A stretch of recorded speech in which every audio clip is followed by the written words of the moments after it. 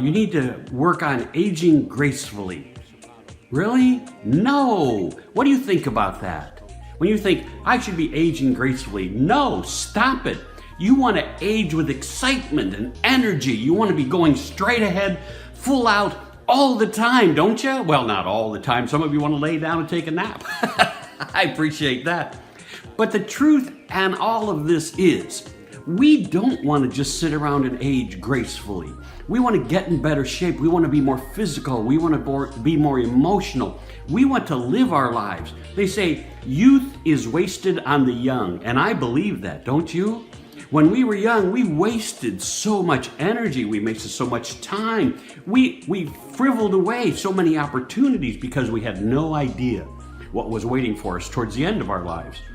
And that, my friends, is what it's all about. I hear people, they say they're going to a Tony Robbins workshop or a Tony Robbins seminar, and they'll spend $500-600 for a ticket to go to a Tony Robbins event that lasts 1 or 2 days.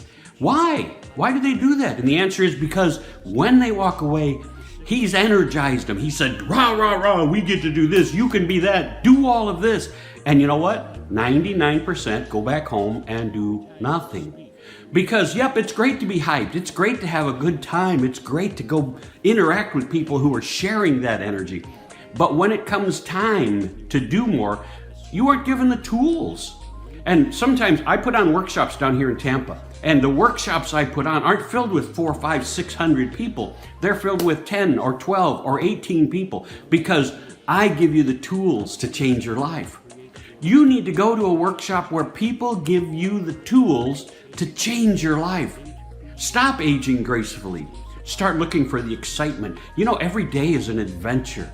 Every day can be something adventurous. Put out a YouTube video like this.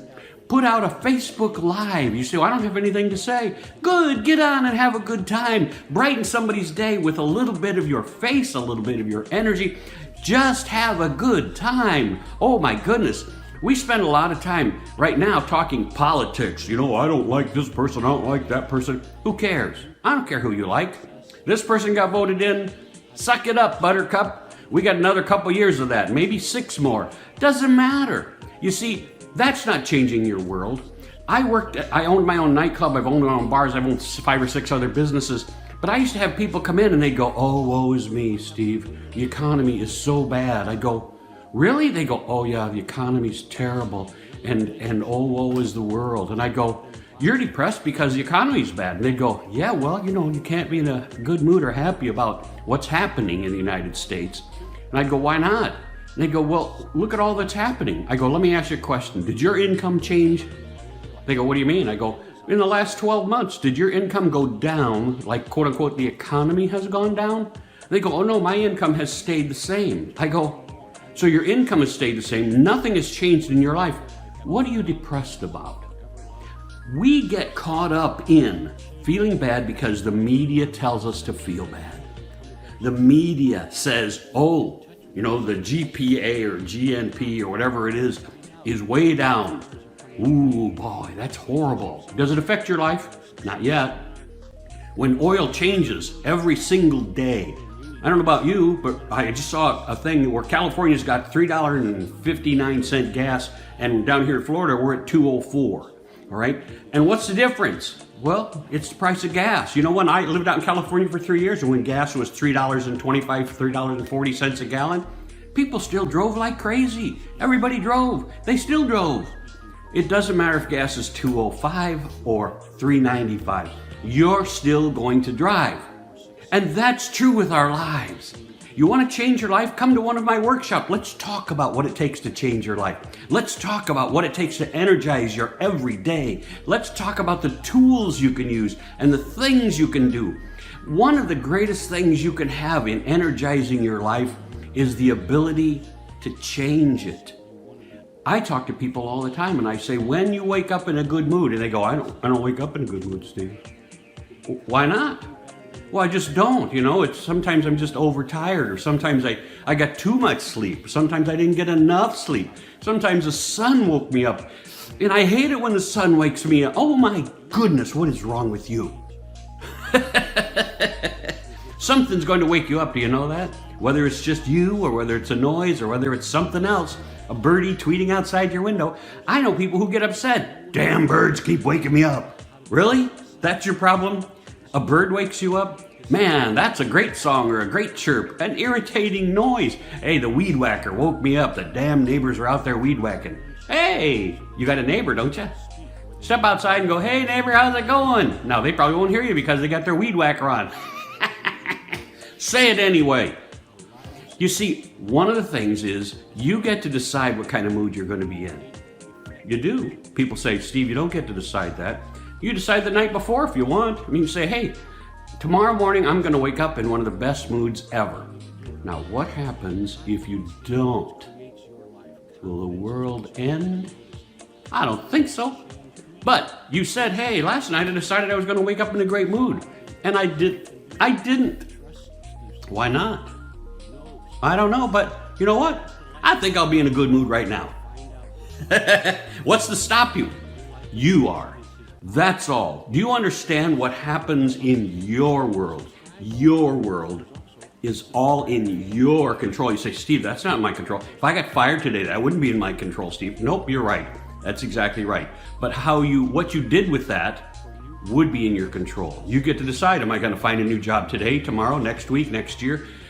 I have friends who say, I couldn't find a job for almost 3 years. Now, we all know that's BS. Yeah, they couldn't find the same kind of job or the one that paid the same kind of money or the one that offered the same kind of benefits. Or maybe you found a very similar job in a whole different place. I just had a neighbor here who's only been here 1.5 years. He lost his job. He thought he was secure. He'd been with this company like 10 or 12 years. And he lost his job. Boom, gone. Now, he could have sat around and was going, oh my, sat around drinking his beer going, oh, I'm feeling so bad. But he still had mortgages to pay and cars to pay and all that other stuff that we do with our lives. And so he had to go out on the internet, do whatever he needed to do, and find the contacts, find a new job. Yep, they're moving next month. They're going to, I think, Tennessee, but I'm not positive. But they're going someplace.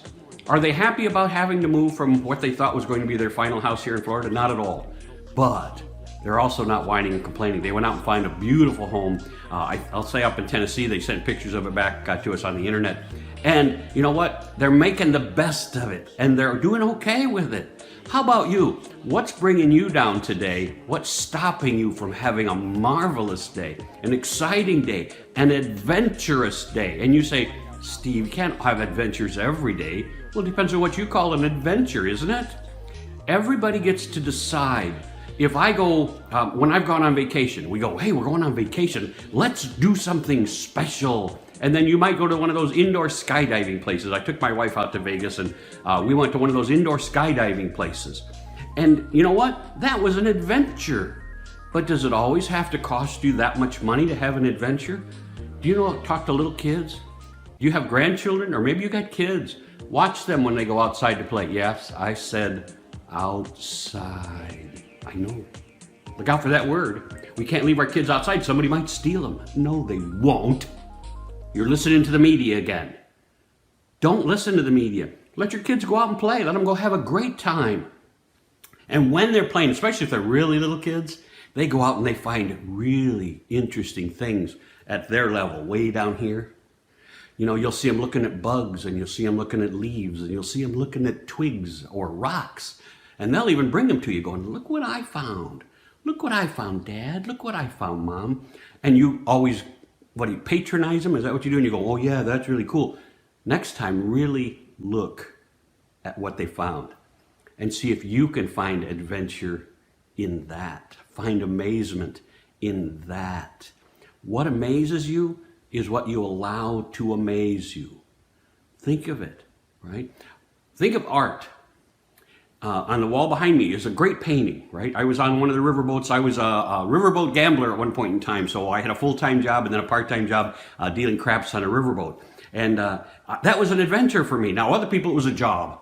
They had to go in every day to their job. Oh, I hate my job. I went in as an adventure. I got to learn. I used to play craps in Vegas, and then I got to learn how to deal craps. Oh, holy cow. And then you got to watch people lose their money, lose their shorts. Very few people walked away big winners. Some walked away winning, right? And you have to look at that as, was it a job? Did I have to take a second job? No, I got to take a second job, and it was an adventure. Yep, some nights I didn't want to go at all because I worked the night shift because I had a day job. And I worked the night shift, and it was like, oh my God, do I have to go in again? And you know what? So those days, it was a tougher day. But if I looked at it again, I had a choice. I didn't have to work that job. I could have said I quit. But I got to go in and deal craps for almost a full year. It was great.